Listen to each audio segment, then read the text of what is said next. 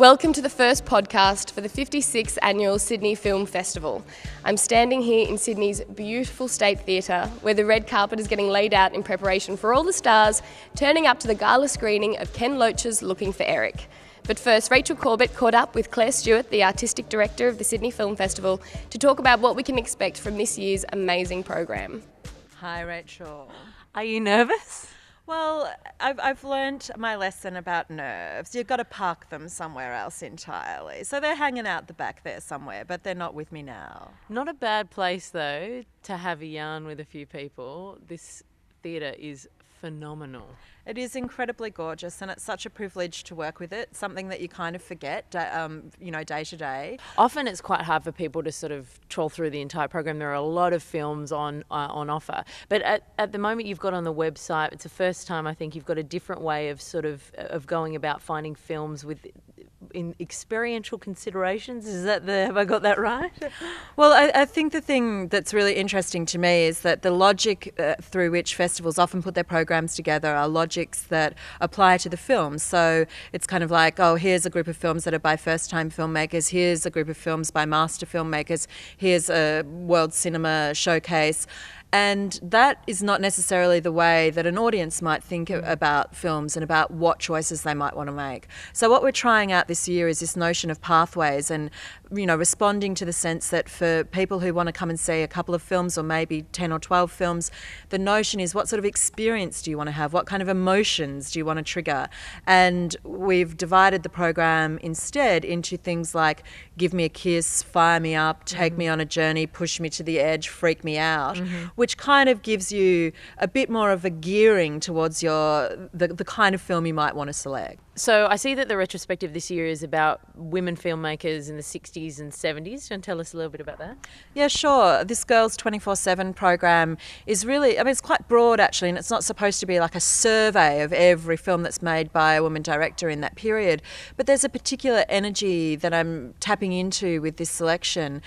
Really excited about having new prints of films like Jean Dielman by Chantal Ackerman and Cleo from 5 to 7 by Anya Svada, and also presenting a really rare screening of a film like Wanda by Barbara Loden. Very exciting just in terms of getting these treats here to Sydney for people to access. But I think more broadly what's really exhilarating to me about this program, I think it's very timely, it's very important to be looking at the fact that actually it's still very hard for women directors to break it right now. We're still, right down, if you look at it in a sort of percentage ratio to male directors.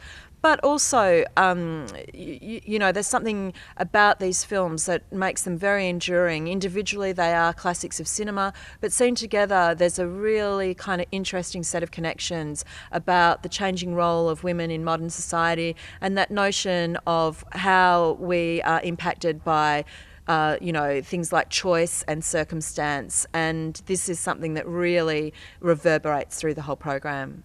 But of course the retrospective is not the only set of classic films that's screening in the festival.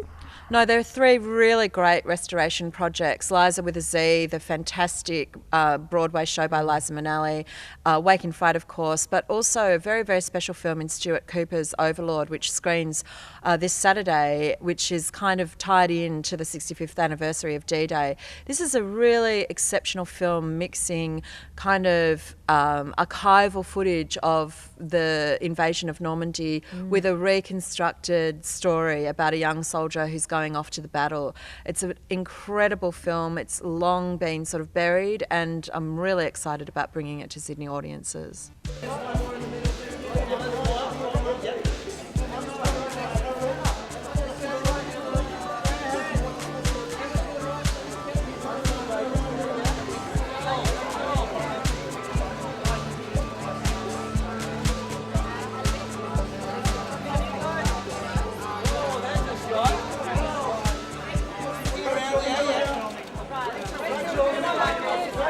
Sebastian Silva, this is the director of The Maid.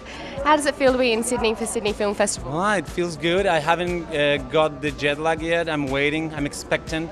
They say it comes like in the second day, so I'm waiting for it. But no, it's great. I'm very honored to be here presenting my film. Missing Water is a story that is about a group of people who flee Vietnam on a boat.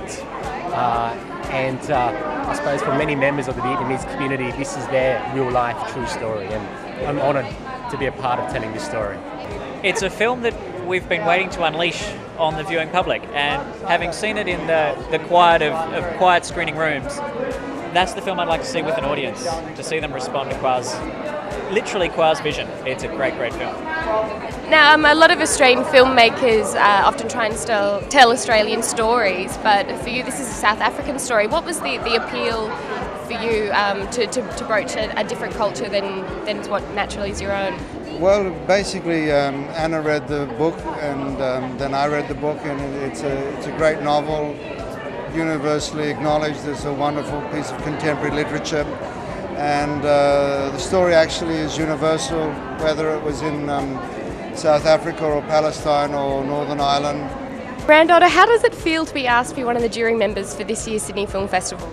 I was very honoured, actually. I've never been asked to kind of give my opinion on things, and I have quite a lot of opinions, so I'm going to enjoy putting them out there. It's a celebration of who we are. We are incredibly multicultural. We've got just 200 nationalities living just within the city itself, and we'll have films from all around the world. The show is about to begin, so we will say goodnight to you, and hopefully we will see you down here at the Sydney Film Festival tomorrow.